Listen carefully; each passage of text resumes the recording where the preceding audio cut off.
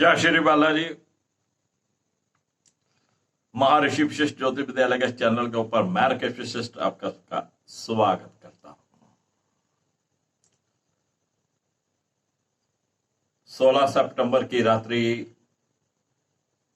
25:13 पर सूर्यदेव कन्या राशि में प्रवेश करेंगे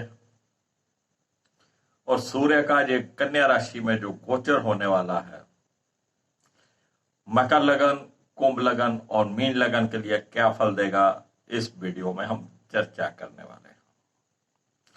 जिन फ्रेंड्स ने अभी तक इस चैनल को सब्सक्राइब नहीं किया है, उनसे गुजारिश है कि चैनल को पहले सब्सक्राइब कर लें। सब्सक्राइब करने के बाद जो बेल का आइकॉन आए उसको भी दबाएं। बेल का आइकॉन दबाने का लाभ ये होगा कि जो भी न्यू वीडियो हम अपलोड करेंगे उसकी नोटिफिकेशन आपको तुरंत मिल जाएगी और आप उस जानकारी के साथ समय से जुड़ पाएंगे।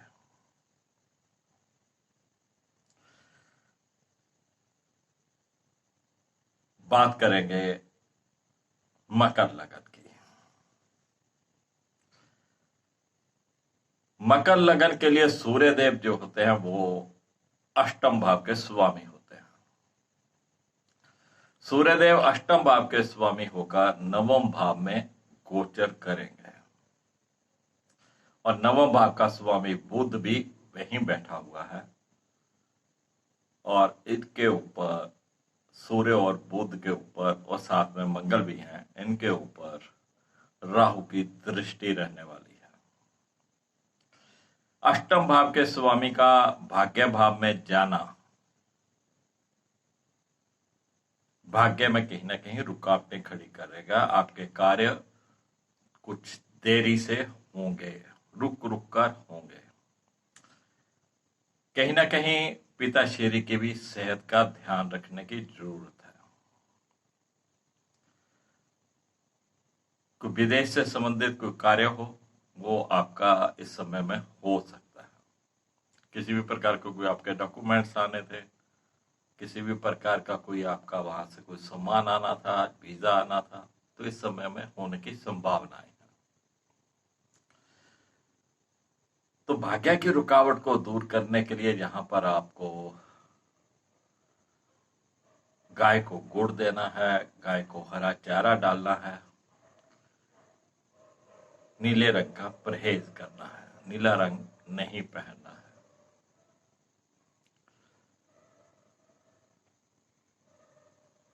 लगन में शनि अपनी ही राशि के चल रहे हैं और 12वें भाव के स्वामी बृहस्पति भी लगन में है, तो थोड़ा अपनी सेहत का ध्यान भी रखिएगा।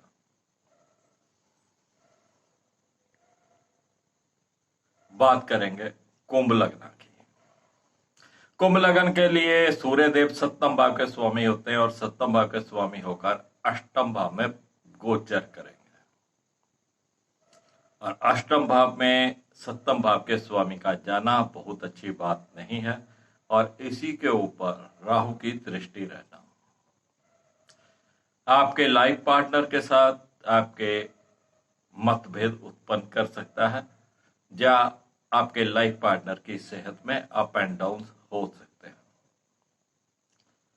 जिनकी विवाह की बात चल रही थी या कहीं रिश्ता होने की बात चल रही थी, वो बात रुक जाएगी या उसमें कहीं ना कहीं कुछ मतभेद उत्पन्न हो जाएंगे।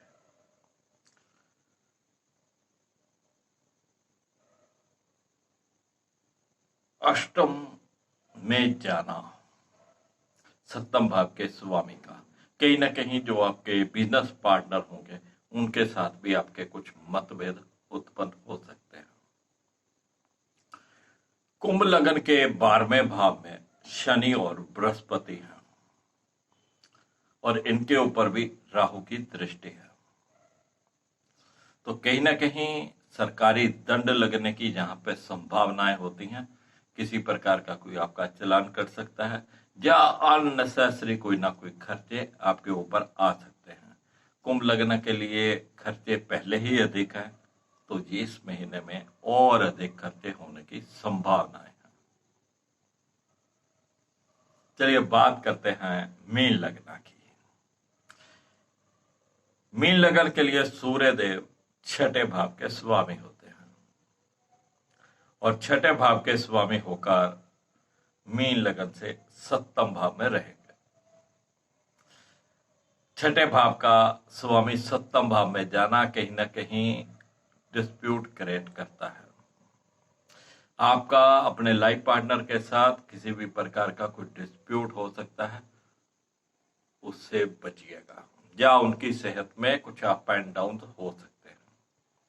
और जिनकी कोई विवाह की बात चल रही हो, रिश्ते की बात चल रही हो, तो वहां पर भी कुछ ना कुछ डिस्प्यूट खड़े होने की संभावनाएं हैं, उससे आपको बचना है। राहु की दृष्टि कई बार लेग पुलिंग कर देती है। चल रही थी, किसी न किसी ने बीच में से कुछ ऐसी बात कर दी या कोई फोन कर दिया जिससे रिश्ता टूटने की कगार पे आ जाए या बात बिगड़ जाए, जिसे आम भाषा में कहते हैं भांजी मार देना, या इसी को लेग पुलिंग कहते हैं। तो राहु के प्रभाव से बचिएगा। यहाँ पर ब्लू कलर नहीं पहनिएगा। आप लड़का या लड़की देखने जाए या रिश्ते की बात चल रही हो तो उस समय जरा ब्लू कलर का परहेज करिएगा, नहीं पहनिएगा। तो फ्रेंड्स, ये छोटी छोटी बातें थी जो मैंने मेष लगन से लेकर मीन लगन तक बताई हैं कि सूर्य का जो गोचर कन्या राशि में होने वाला है, ये क्या फल दे सकता है। ऐसी कुछ संभावनाएं होती हैं जो मैंने बताया है। तो ये जनरल प्रेडिक्शन होती है, कुछ लोगों पे अप्लाई होती है, कुछ लोगों पे अप्लाई नहीं होती है, क्योंकि हर किसी की अपनी एक जन्म कुंडली है, उसमें क्या महादशा चल रही है, क्या अंतरदशा चल रही है, उनके ऊपर भी ये निर्भर करता है।